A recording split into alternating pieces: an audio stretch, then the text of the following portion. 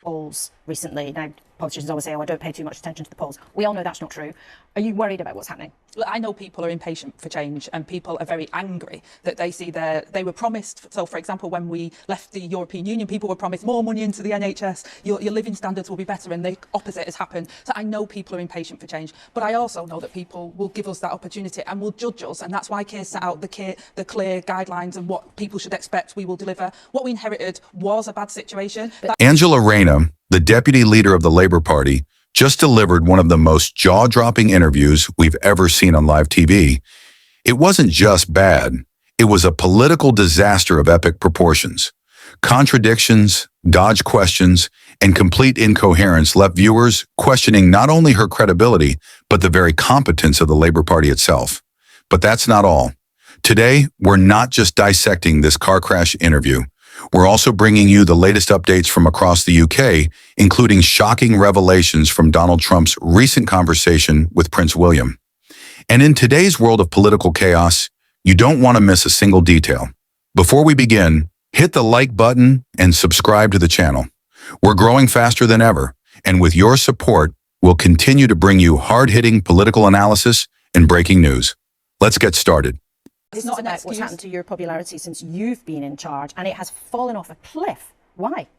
We've had significant challenges. The system with the prisons, for example, which we were one day away from total catastrophe, we had to deal with that very quickly. Now, nobody's going to think it's popular to release prisoners early, but we inherited that situation. We dealt with the unrest over the summer very effectively. Where you had to take the fuel allowance from millions of pensioners. We had £22 billion black hole. We protected the most vulnerable pensioners. We put the household support fund in for those that are not eligible for pension credit. We've invested in our public services within our NHS, within our schools. We're already implementing the changes we said. The border command, we've already sent over 9,000 people that are illegal in this country back outside of the country. So we're already delivering within the 5 months that we've been in power. But I understand that people are impatient for change, and that's why Keir is pressing ahead and asking a lot of his cabinet and the civil service and local authorities to say people need to see that change, and we've all got to be part of that delivery. Angela Raina's Sky News appearance started with what seemed like a clear, rehearsed narrative. Labour's plan to tackle the housing crisis, but within minutes it all unraveled.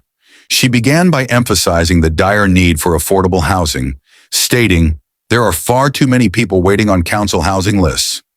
Fair enough.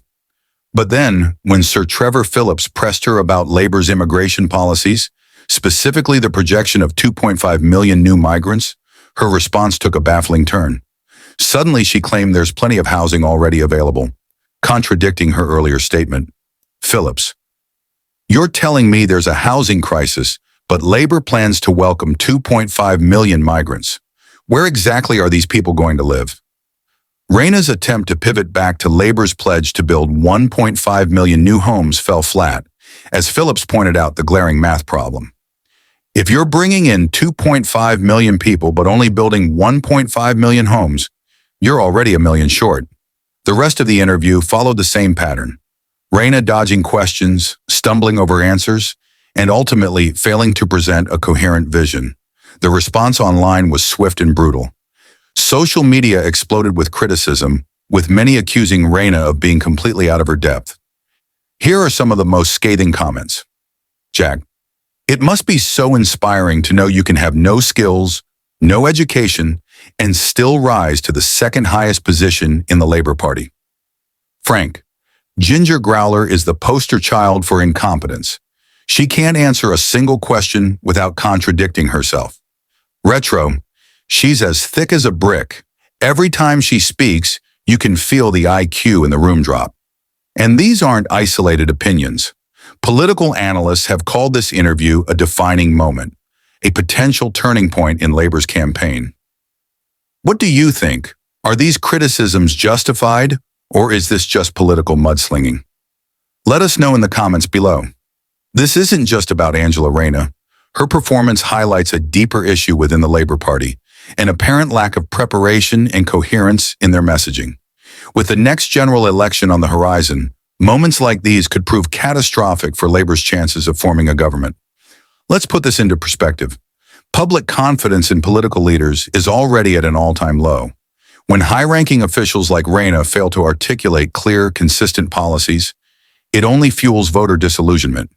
But it's not just Labour under the spotlight. Recent polls indicate that the Conservative Party isn't faring much better, with mounting public dissatisfaction over the state of the NHS, housing, and immigration policies. In other news, former U.S. President Donald Trump recently had a private meeting with Prince William during the reopening of Notre Dame Cathedral in Paris. According to Trump, the two discussed everything from royal family health issues to their respective leadership roles.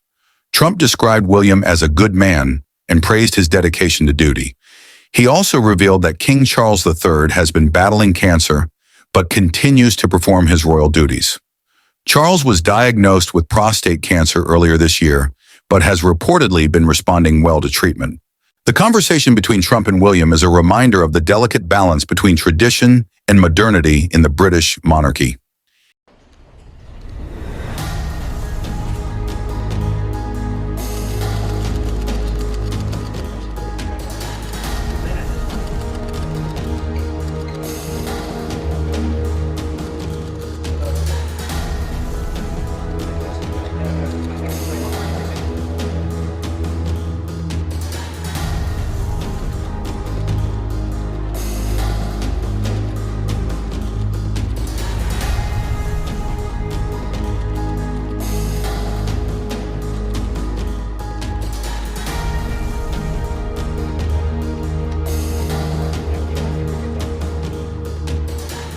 As we reflect on Angela Raina's interview in the broader political landscape, one thing is clear. The stakes have never been higher. The UK is at a crossroads, facing critical issues like housing, immigration, and public trust in government. Will Labour's leadership rise to the occasion, or will moments like Raina's interview define their downfall? And what does this mean for the Conservatives, who are grappling with their own internal challenges? These are the questions that will shape the future of British politics. That's all for today's video. If you enjoyed this in-depth analysis, make sure you like this video and subscribe to the channel. Your support helps us continue to bring you the stories that matter most. And as always, let us know your thoughts in the comments. Do you think Angela Raina's performance was a one-off blunder, or does it reflect a deeper issue within Labour? Thank you for watching, and we'll see you next time. Take care and goodbye. Angela Raina's live TV interview was an absolute disaster. From contradictory statements on housing to dodging tough questions, she faced brutal criticism, but the drama doesn't end there. In a surprising turn, Donald Trump's recent meeting with Prince William sparked discussions on the UK's political climate. Trump's remarks about leadership and his warm exchanges with the royal family have left analysts wondering, how will this affect public perception of Labour and other UK parties? This isn't just a political misstep by Raina. It's a moment of reflection for the entire political spectrum in Britain.